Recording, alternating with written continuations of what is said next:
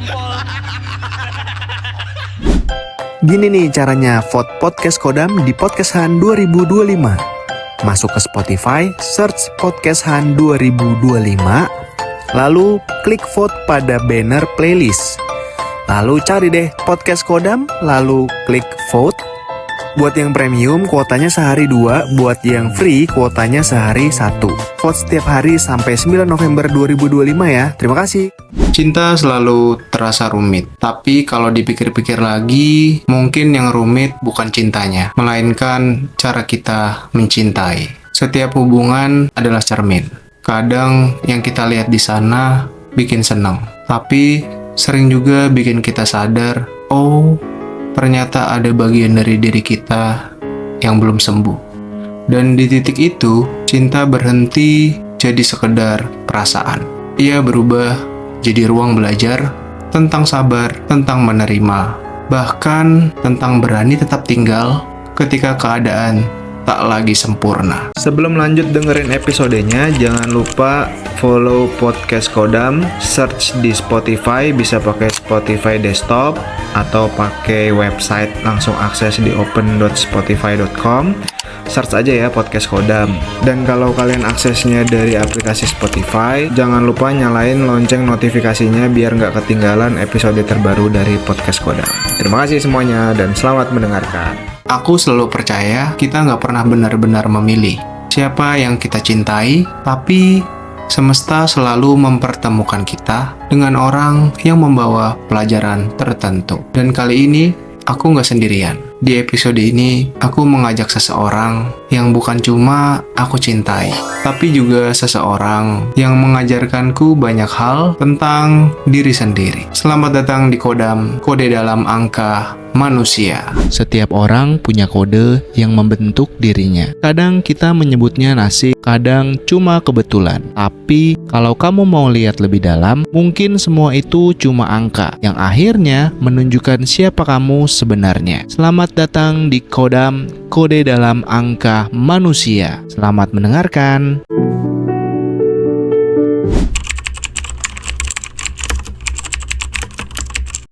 Sekarang di episode ini, di sebelahku sudah ada pacar aku tercinta, Priska. Kenapa di episode ini aku mengajak pacarku? Karena pembahasan dari episode ini tentang pola cinta dan angka. Nah, sebelum kita ngobrol soal cinta, aku mau kasih konteks bahwa podcast ini tuh ngomongin tentang numerologi. Tapi numerologi itu ada kaitannya juga dengan cinta gitu. Jadi pemaknaan cintanya, refleksi dirinya itu terkait dengan getaran yang ada di dalam diri kita berdasarkan numerologi. Tiap angka itu punya maknanya sendiri-sendiri gitu. Jadi bisa aja nomor yang ada di dalam tubuhku atau mungkin life path number, destiny number, lesson number yang ada di aku dan di kamu itu beda. Jadi kita mau nyocokin tanggal lahir gitu ya? Iya, jadi kita mau refleksi diri, misalnya keluar angkanya sekian, ini tuh kurang lebih penjabarannya seperti ini berdasarkan numerologi yang dibikin sama Pythagoras zaman dulu ya. Itu kan ada rumusnya, ada pengertiannya gitu. Ya, kita ambil positifnya aja lah ya. Kalau misalnya betul. Ya jangan sampai jadi kepikiran gitu kan. Oh iya nggak perlu. Jadi lebih ke kayak, oh ternyata angkanya seperti ini. Kita akan balik ke diri kita sendiri, refleksi dalam diri, apakah itu tuh kita tuh seperti itu ya. Kalau memang ternyata polanya kayaknya yang kita rasain tuh bener deh gitu, itu tuh kita harus tahu bahwa oh iya ternyata selama ini kayak gini ya, dan kedepannya apakah kita harus seperti ini terus ataukah ada jalan lain yang mungkin kita bisa lakukan lebih baik. Bukan percaya sih, tapi lebih ke refleksi lah. Kan kalau refleksi dalam diri tuh kita tahu kan kayak, oh ternyata minggu kemarin aku melakukan ini, hasilnya ini. Bulan lalu aku melakukan ini, hasilnya ini. Apakah itu cerminan dari karakter yang berdasarkan nomor ini? Kalau misalnya iya, berarti apakah ada sisi baiknya ataukah ada sisi buruknya? Kalau ada sisi buruknya, apakah bisa kita betulkan, kita perbaiki gitu. Waktu pertama ketemu, kamu pernah nggak mikir kayak misalnya, wah kayaknya orang ini bakal jadi pelajaran hidup deh buat aku? Kalau dari awal banget sih enggak ya, maksudnya kan dari awal ketemu belum tahu gitu, maksudnya kita belum tahu ini bakalan lanjut atau enggak, ini bakalan panjang atau enggak. Jadi untuk mikir ini bakalan jadi pelajaran hidup sih di awal enggak ya, cuman mungkin pas awal mikirnya oh ini beda nih ya, kita kan kenal dari dating app, which is itu pertama kali aku main dating apps dapetnya kamu. Nah jadi mungkin yang pertama kali aku pikirin itu kayaknya ini bakalan beda nih, karena dari cara kenal aja udah beda, tapi belum mikir panjang karena kan kita belum tahu bakalan cocok atau enggak, karena benar-benar pertama kali kan, jadi kita nggak tahu ini bakalan panjang atau enggak, atau cuman sampai sini doang. Jadi untuk mikir ini bakalan jadi pelajaran hidup sih kayaknya kejauhan ya untuk pas pertama kali ketemu. Tapi kalau kamu lihat ke belakang, menurutmu hubungan ini tuh lebih kayak ngajarin kamu tentang cinta atau tentang diri kamu sendiri? Dua-duanya ngajarin tentang diriku sendiri dan caraku mencintai. Jadi mungkin dua-duanya ya. Jujur aja hubungan kita ini buat aku pribadi ya jadi proses pendewasaan diri buat aku yang lebih lagi gitu. Dimana aku ngerasa di hubungan aku sama kamu ini aku jauh lebih dewasa dalam mengambil sikap, dalam menentukan keputusan, lebih sabar juga. Nggak tahu mungkin karena udah lebih dewasa juga, umur udah lebih gede juga. Dan cinta itu sendiri juga merupakan pelajaran, karena menurutku kalau kita udah memilih untuk berkomitmen atau punya hubungan dengan seseorang, kita harus benar-benar mau mencintai gitu, nggak cuman pengen dicintai aja, tapi benar-benar mencintai juga. Dan aku belajar satu lagi tentang cinta, yaitu kita nggak boleh banding-bandingin. Begitu kita start untuk ngebandingin, kita akan kehilangan kemampuan untuk benar-benar ngelihat orang yang di depan kita gitu. Ya, comparison kills contentment gitu. Berarti pola hubungan yang di masa lalu itu tuh mengajarkan banyak hal di hubungan yang sekarang ini gitu. Pernah nggak kayak ngerasa kayak gitu? Iya dong, pernah. Dan menurutku itu wajar ya. Khususnya ya kalau kayak lagi kita berantem, kalau kita lagi kayak berantem kayak gitu, suka kayak misalnya kamu ngomong apa gitu, terus aku kayak, oh kayaknya dulu ada orang yang pernah ngomong kayak gitu juga ya ke aku. Oh berarti ini semacam pola aku gitu yang oke, kalau misalnya ternyata di beberapa hubungan nggak works, berarti emang harus diubah dong. Kayak gitu sih. Pelajaran terbesar buat kamu tuh yang belum selesai kamu pahami itu apa? Apa ya, mungkin menerima sepenuhnya kali ya. Sometimes tuh masih kayak ini beneran menerima seutuhnya, sepenuhnya, atau pasrah aja gitu, kayak yang nggak mau kehilangan aja gitu. Dan dari situ sih aku berusaha untuk menjadikan hubungan ini tempat aku bertumbuh secara pribadi maupun sebagai pasangan. Dan aku rasa kamu juga kayak gitu, dan kita sepakat untuk sama-sama bertumbuh kan dalam hubungan ini. Apa sih bertumbuh itu? Kalau buat aku bertumbuh itu tuh ada 3. Filosofis.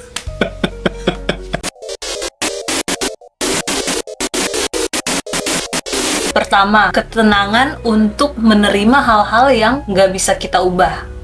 Itu bukan pasrah ya, tapi ya gimana kita bikin hati kita tenang kalau oke, itu emang udah kayak gitu, nggak bisa diubah. Yang kedua, keberanian untuk mengubah apa yang masih bisa kita ubah gitu. Kadang tuh kita sebenarnya masih bisa dimaksimalin tapi kayak nggak berani atau males atau apa gitu. Jadi yang kedua, keberanian untuk kita bisa mengubah sesuatu yang masih bisa diubah gitu, yang masih bisa diusahain, yang hal-hal mungkin minus, negatif yang masih bisa diubah jadi positif tuh kita berani gitu untuk mengubahnya. Dan yang ketiga, kemampuan dan kebijaksanaan untuk tahu kapan harus melakukan yang mana di antara dua yang di atas tadi. Menurutmu kalau misalnya cinta itu bisa ngomong, kira-kira dia bakal ngomong apa tentang hubungan kita? Kalian hebat. Kalian hebat. Sudah mau berusaha untuk bertumbuh bersama. Oke.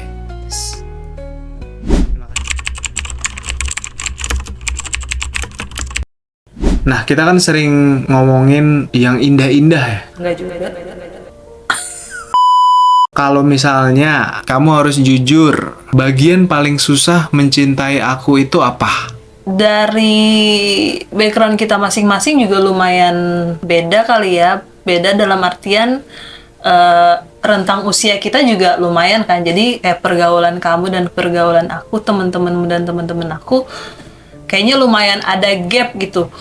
Walaupun sebenarnya kalau aku gabung sama temen-temenmu, at least menurutku sih aman-aman aja, dan begitupun sebaliknya ketika aku ajak untuk gabung di circleku aman-aman aja. Cuman kadang menurutku ini bukan dari pergaulannya ya, bukan dari temen-temennya ya, tapi dari kamunya sendiri.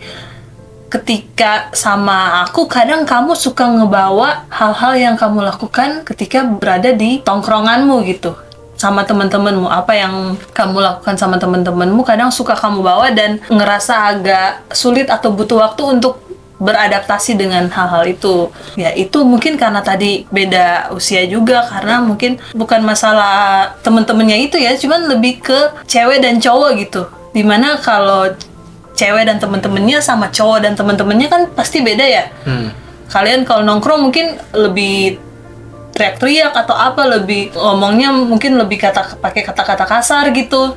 Kayaknya itu permasalahan banyak orang gak sih? Apalagi kalau yang circle-nya tuh emang totally beda lah gitu. Kayaknya itu selalu ada, karena kan mau gak mau orang tuh akan terpengaruh dari pergaulannya kan. Jadi kan mau nggak mau itu jadi akan terbawa terus gitu loh. Jadi orang tuh akan bisa berubah seiring dengan perubahan pergaulannya juga gitu loh. Kecuali dia memang mau stay terus di situ di pergaulan yang itu aja gitu. Termasuk juga dalam hal lain kayak misalnya pekerjaan atau mungkin pola dia yang berulang itu aja. Jadi iya ya, ngerti dan again sebenarnya nggak ada masalah sama sekali ya, karena aku sangat mengerti. Kan kita suka dengar beda tongkrongan, beda aturan kan, kayak gitu-gitu.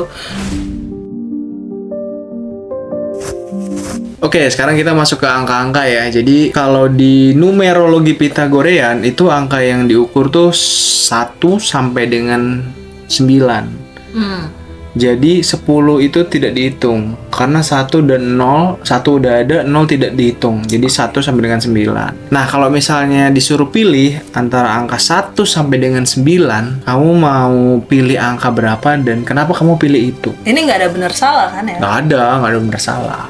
Kayak dua mungkin ya, 2. Kenapa pilih angka 2?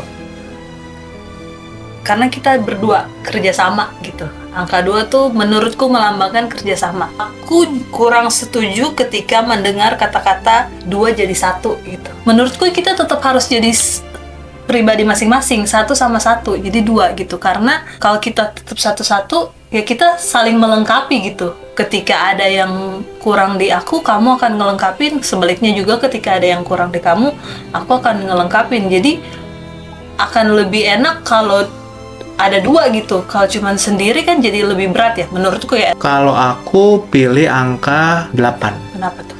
Kenapa 8? Karena 8 itu kayak slang, nggak ada matinya. Oh, infinity ya. Iya, itu kan lambang dari infinity, yang mana itu abadi, keabadian. Nah, sekarang kita hitung life path number. Kamu pernah dengar life path number gak? Pernah, aku kan nonton videomu di episode sebelumnya. Oke, kita akan menghitung life path numbermu. Sebelumnya pernah ngitung nggak life path number diri sendiri? Atau cuma sekedar dengar doang? Cuma lihat doang. Jadi kalau ditanya misalnya apa sih sebenarnya life path number itu? Life path number itu lebih ke cerminan orang dari sisi bakat, kemampuan, tujuan hidup, dan mungkin aja tantangan yang akan dihadapi dalam hidupnya itu seperti apa gitu. Oke, jadi kalau cara menghitung life path number itu kan hari, bulan, tahun. Nah, setelah dihitung dari tanggal ditambah bulan ditambah tahun, mungkin perhitungannya teman-teman yang mau lihat juga bisa hitung dari apa yang udah di video podcast pertama yang kemarin di-share. Nah, ini kalau udah di total, life path numbermu itu adalah ternyata 5 gitu. Nah, kalau yang life path number 5 gitu, buat teman-teman yang mungkin pengen tahu sebenarnya ini sumbernya dari mana sih, cara ngitungnya dari mana sih, kalian bisa tonton episode yang pertama. Itu ada penjelasannya itu dari nomor 1 sampai dengan 9, terus ada master numbernya 11, 22, 33. Itu semua sumbernya dari numerologi Pitagorean. Jadi rumus yang memang dibikin sama Pitagoras. Nah, kalau misalnya kalian pengen tahu secara lebih detail, itu sebenarnya bisa kalian googling aja tuh informasinya di banyak penelitian dan buku itu sudah ada yang melakukan riset gitu. Nah, mungkin garis besarnya aja ya, kalau di life path number 5 itu biasanya mencintai variasi, tantangan, dan spontanitas. Terus kalau yang kedua biasanya tidak betah di rutinitas yang kaku. Biasanya orang dengan life path number 5 itu butuh ruang untuk eksplorasi diri. Biasanya orang dengan life path number 5 itu sangat-sangat ekspresif, punya daya tarik yang alami, dan sering bawa energi baru ke sekitarnya dia. Dalam konteks cinta biasanya mereka membutuhkan orang-orang yang ngasih kebebasan. Sama yang paling terakhir, pelajaran hidup untuk orang yang life path number-nya 5 itu adalah menemukan keseimbangan antara kebebasan dan tanggung jawab. Kira-kira dari yang aku sebutin tadi, ada yang paling relate gak? Ada yang relate sih, tapi nggak semua. Ada malah yang bener-bener bertentangan, tapi ada yang relate. Yang enggak yang mana?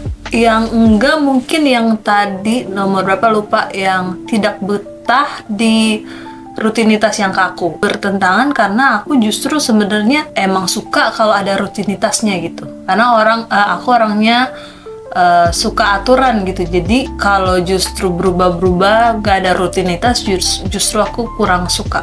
Pagi nyapu, siang masak, Ya. malam ngepel, tidur, besok gitu lagi, besok gitu lagi, besok gitu lagi gitu. Ya, rutinitas itu kan nggak bener-bener ditentuin day by day ya. Misalnya kan bisa aja kayak Senin Selasa kayak gitu, Rabu Kamis mungkin leha-lehanya pagi, terus baru mulai kerja gitu-gitu. Itu juga termasuk di rutinitas, tapi maksudnya ya kayak gitu terus. Kalau yang paling mendekati yang mana? Yang menemukan keseimbangan antara kebebasan dan tanggung jawab. Memenuhi tanggung jawab, tapi juga nggak terkekang gitu. Intinya gini, kebebasan buat aku mungkin kalau bisa ditarik dari sini, aku udah nentuin rutinitas nih. Udah punya rutinitasnya.